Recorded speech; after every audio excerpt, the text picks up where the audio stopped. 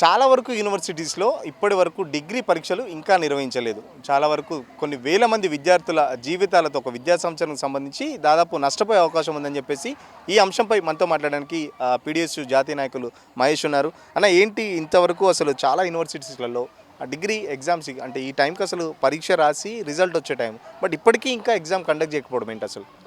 ఇప్పటికీ ఎగ్జామ్స్ అన్నీ కూడా అయిపోయి రిజల్ట్ వచ్చి మళ్ళా ఉన్నత చదువులు చదవడం కోసం పిహెచ్డి కానీ లేదా పీజీ కానీ లేకపోతే ఇంకా ఎంఫిల్ లాంటి కోర్సులు చదివి ఎంట్రన్స్లు రాసి లా కానీ బీఈడి కానీ ఇట్లాంటి కోర్సులు చదివి ఎంట్రన్స్లు రాసి ఎంట్రన్స్లు సన్నద్ధం కావడం కోసం అదేవిధంగా ఎంట్రన్స్ రావడం కోసం ఇప్పుడు ఈ టైం ఉపయోగించుకోవాలి జనరల్గా స్టూడెంట్స్ అందరూ. కానీ ఈరోజు తెలంగాణ రాష్ట్రంలో ఏం జరుగుతూ ఉందంటే ఫీజు రియంబర్స్మెంట్ స్కాలర్షిప్ రాకపోవడం మూలంగా కొన్ని యూనివర్సిటీలో ఉన్నటువంటి ప్రైవేట్ మేనేజ్మెంట్స్ అందరూ కూడా ఈరోజు సమ్మెలోకి పోయినారు. ఎగ్జామ్స్ నిర్వహించమని చెప్పేసి మాట్లాడుతూ ఉన్నారు. అంటే వాళ్ళ సమ్మెను అదేవిధంగా ఎగ్జామ్స్ నిర్వహించే అనేదాన్ని కూడా మనం న్యాయంగా ఆలోచిస్తే వాళ్ళు గతంలో ప్రైవేట్ మేనేజ్మెంట్స్ చాలా సంవత్సరాలుగా ఈరోజు రియంబర్స్మెంట్ స్కాలర్షిప్ రాక చాలా ఇబ్బందులు పడుతున్న పరిస్థితి ఉంది. కాబట్టి వాళ్ళు దశల వారీగా ఉద్యమాలు చేసి లాస్ట్కు సమ్మెలోకి వెళ్ళారు. అంటే ఈ సమ్మెను పరిష్కరించాల్సిన బాధ్యత ఈ రాష్ట్ర ప్రభుత్వం మీద ఉంటుంది.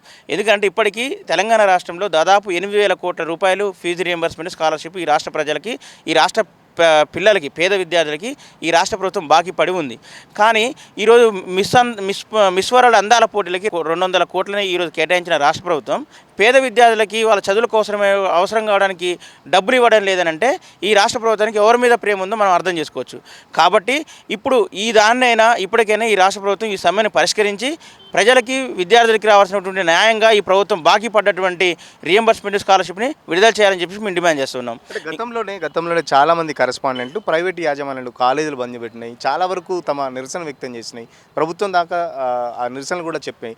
ఎండ్ ఆఫ్ ది డే అంటే లాస్ట్ ఛాన్స్గా వాళ్ళు ఈ నిర్ణయం తీసుకున్నారు. మరి ఇప్పటిదాకా ప్రభుత్వం ఎందుకు పట్టించుకోవట్లేదు? ఇంతవరకు రావాల్సిన అవసరం ఏమొచ్చింది అసలు? మరి అదే నేను ఏమంటున్నా అంటే వాళ్ళు దశల వారీగా ఉద్యమాలు చేశారు, చెప్పారు. వన్ టైం సెటిల్మెంట్ చేస్తా అని చెప్పి రేవంత్ రెడ్డి స్వయాన ప్రకటించిండు.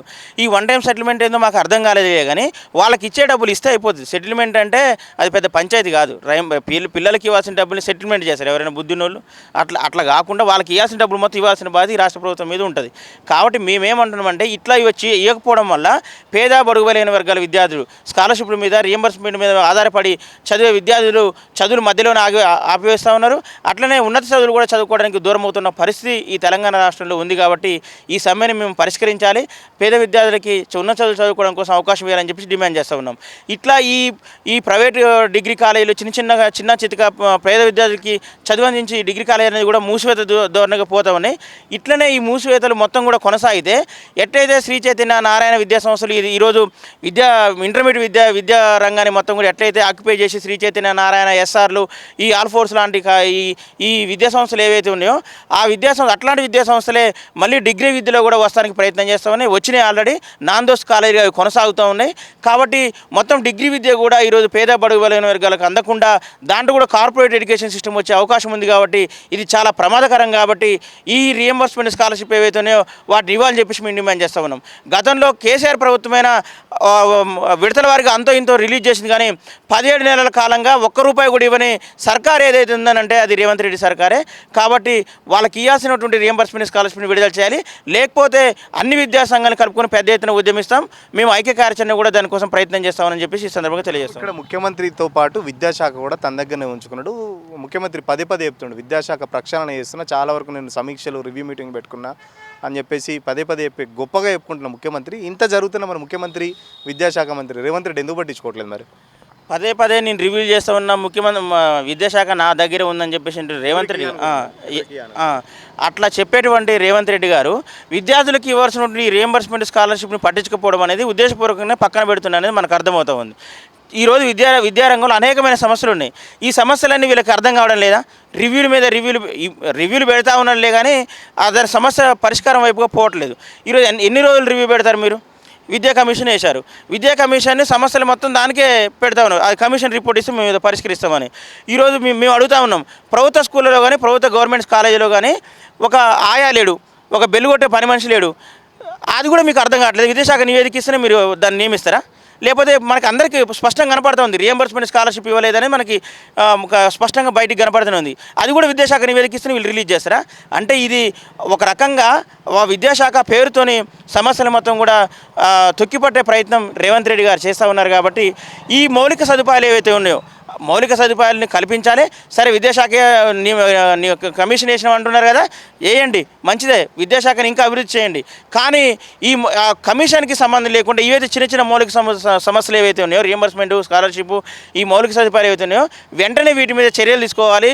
ఆ రకంగా ప్రభుత్వం ప్రయత్నించాలని చెప్పేసి మేము డిమాండ్ చేస్తూ ఉన్నాం. అంటే మొన్న 10th సంబంధించి రిజల్ట్ సంబంధించి కూడా రిజల్ట్స్ రిలీజ్ చేయకుండా పెళ్లికి బెండ్ అని చెప్పేసి ముఖ్యమంత్రి మీద కూడా చాలా ఆరోపణలు వచ్చినాయి. దానికి సంబంధించి మళ్ళీ ఈ పక్కన చూస్తేనేమో డిగ్రీ సంబంధించి ఎగ్జామ్స్ కూడా నిర్వహించకపోవడం, ఎందుకు విద్యాశాఖ తన దగ్గర పెట్టుకొని వేరే వాళ్ళకి ఇవ్వకుండా కావాలని నిర్వీర్యం చేస్తున్నా విద్యాశాఖనేమన్నా?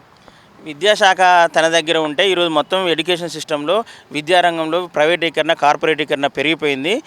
ఆ శాఖ ఆయన దగ్గర ఉంటే దాన్ని ఆయన నిర్వహిస్తే ఏమన్నా వస్తాయని చెప్పేసి ఆలోచిస్తుంటే అర్థం కావట్లేదులే. కానీ ఈరోజు అసలు 10th క్లాస్కి సంబంధించినటువంటి రిజల్టు ఇక్కడ లక్షలాది మంది విద్యార్థులు ఉత్కంఠగా ఎదురు చూస్తున్నటువంటి ఒక తరుణంలో ఆయన 10th క్లాస్ రిజల్ట్ విడుదల చేసి నువ్వు పెళ్ళికి పోవాల్సింది. ఆంధ్ర మాజీ మంత్రి కొడుకు పెళ్లికి లక్షలాది మంది విద్యార్థులను ఉత్కంఠగా ఎదురు చూస్తుంటే వీళ్ళందరినీ ఇక్కడ పెట్టి అక్కడికి పోయి వచ్చి ఇక్కడ నువ్వు మళ్ళీ వచ్చి రిజల్ట్ విడుదల చేసిన వెంటనే నీకు విద్యారంగం పట్ల ఏమాత్రం ప్రేమ ఉంది, ఏమాత్రం బాధ్యత ఉందో మనకు అర్థమవుతూ ఉంది. ఇక్కడ రిజల్ట్ ముఖ్యమా, లక్షలాది మంది విద్యార్థుల భవిష్యత్తు ముఖ్యమా, లేకపోతే పెళ్లి ముఖ్యమా? ఇది చూసుకొని పోయి నువ్వు అడిపోతూ పోవాల్సి ఉంటుండే. కాబట్టి మాటలు గొప్పగా చెప్తా ఉన్నాడు కానీ చేతలు మాత్రం గడప దాటి బయటికి పోనే ఒక స్థితి ఉంది.